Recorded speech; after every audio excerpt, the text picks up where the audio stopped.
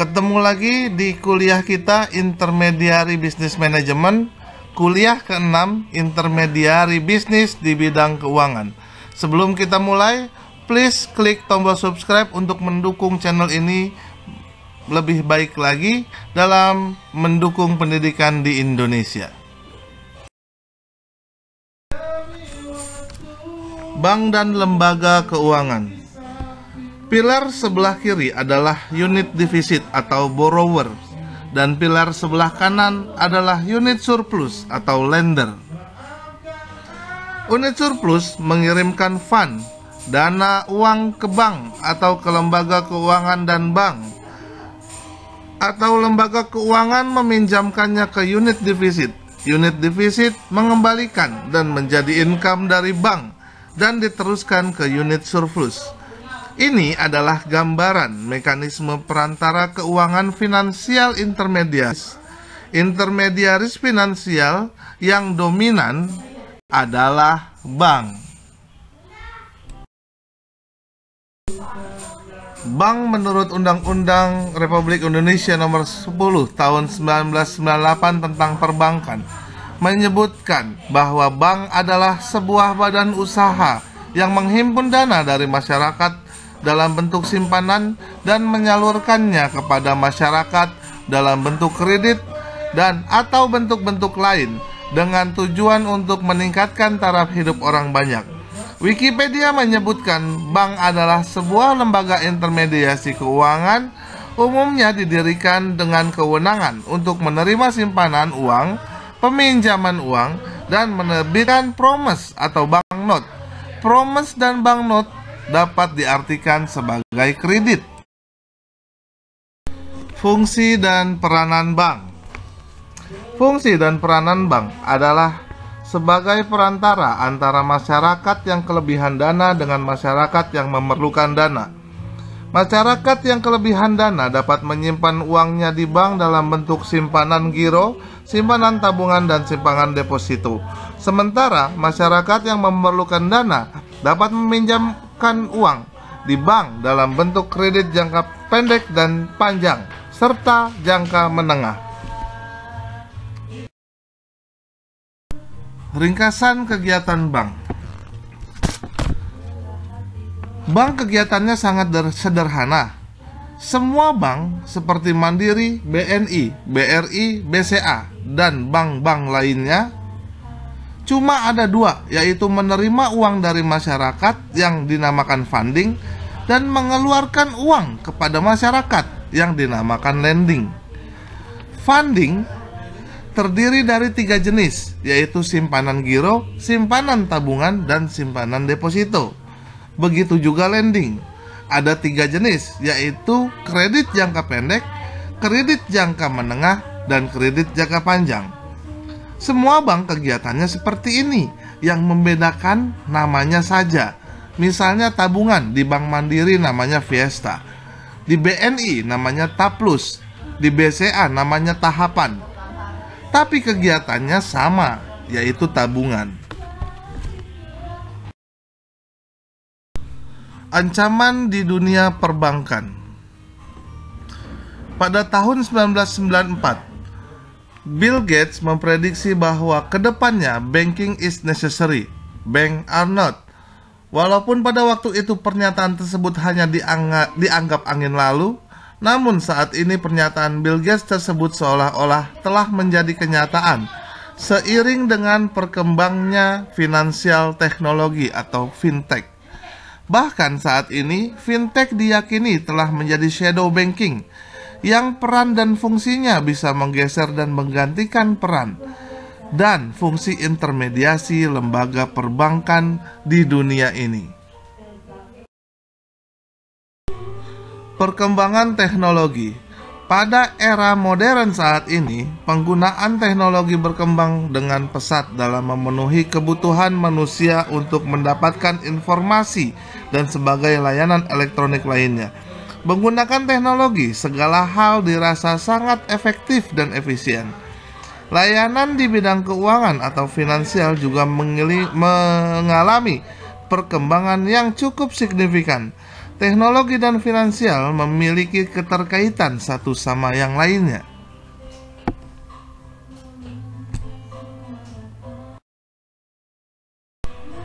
Inovasi di bidang keuangan. Fintech merupakan salah satu inovasi di bidang finansial yang mengacu pada teknologi modern. Inovasi tersebut bertujuan untuk memperkenalkan kepraktisan, kemudahan akses, kenyamanan, dan biaya yang ekonomis. Munculnya fintech adalah ketika terjadi suatu masalah dalam masyarakat yang tidak dapat dilayani oleh industri keuangan dengan berbagai kendala, diantaranya adalah peraturan yang terlalu ketat di bank serta keterbatasan industri perbankan dalam melayani masyarakat di daerah tertentu. Layanan fintech. Dengan adanya fintech, masyarakat terpencil pun bisa menggunakan layanan keuangan yang berbasis teknologi tanpa harus menempuh jarak yang jauh. Bank Dunia 2014 menyebutkan jumlah penduduk Indonesia yang telah memiliki rekening di lembaga keuangan formal sekitar 36%. Sisanya yaitu 64% tidak punya rekening dan akses terhadap lembaga keuangan formal atau disebut dengan istilah unbanking. Artinya, lebih dari setengah masyarakat di Indonesia belum terlayani oleh layanan keuangan seperti bank.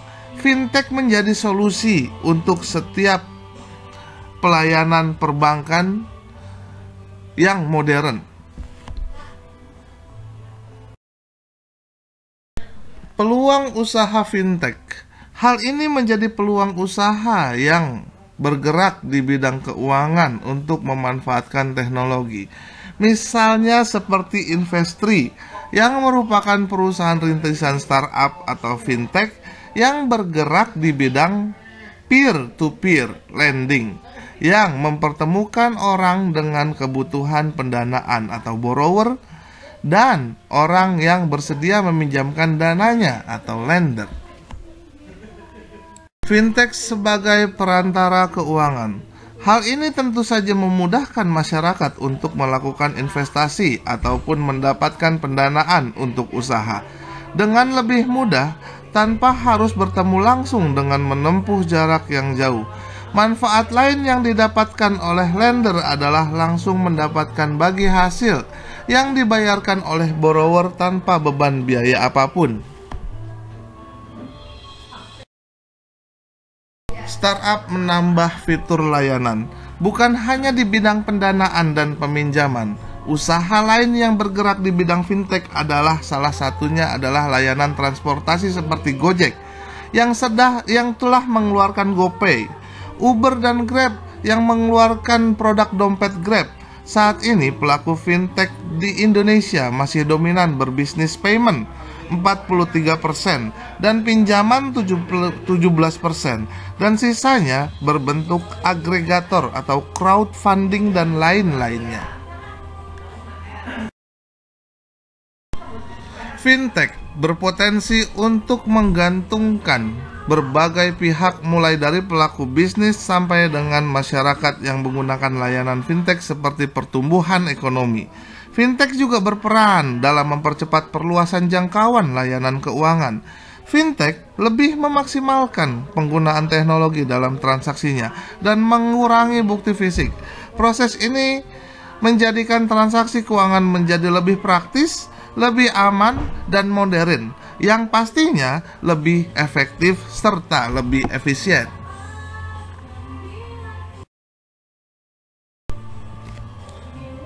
Fintech layanan lebih praktis. Di Indonesia sudah banyak perusahaan startup yang menggunakan jasa fintech dan dikenal lebih baik jika dibandingkan industri keuangan lainnya yang memiliki aturan yang terlalu kaku dan ketat.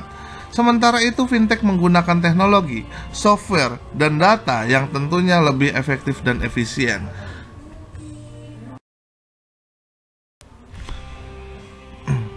Layanan keuangan konvensional. Hal ini akan menjadikan industri keuangan formal menjadi kurang efektif karena biaya dan waktu yang dihabiskan lebih banyak. Jika industri keuangan konvensional tidak mampu berinovasi dan memanfaatkan teknologi, maka akan tertinggal oleh industri keuangan yang telah mengeluarkan fintech yang perkembangannya sangat cepat.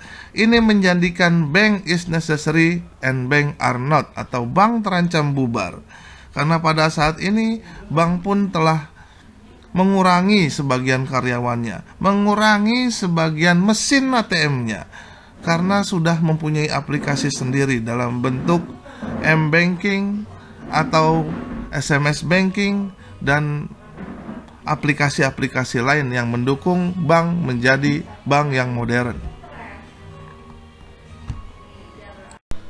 Secara teoritis, pengertian fintech atau finansial teknologi, atau bisa juga disebut dengan sebutan yang singkat, atau fintech, merupakan pemanfaatan teknologi untuk memberikan layanan yang lebih baik dalam keuangan ataupun perbankan.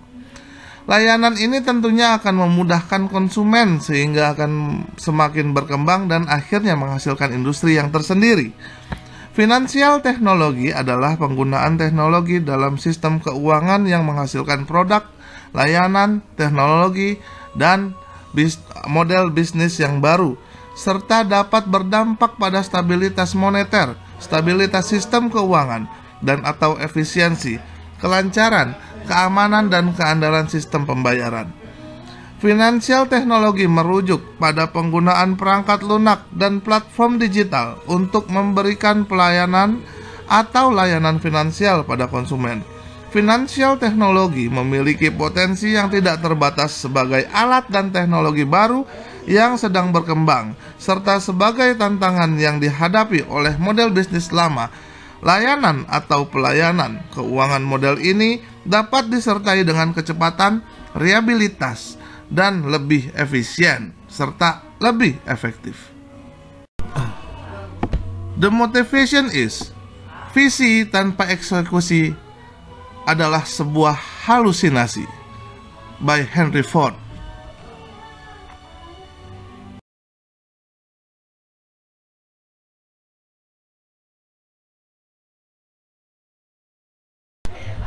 Sampai di sini dulu kuliah kita. Semoga bermanfaat buat kita semua.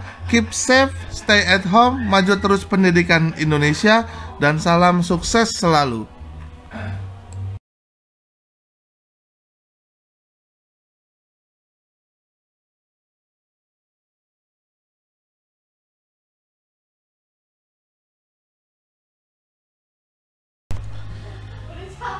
Terima kasih untuk semua yang telah menonton video ini.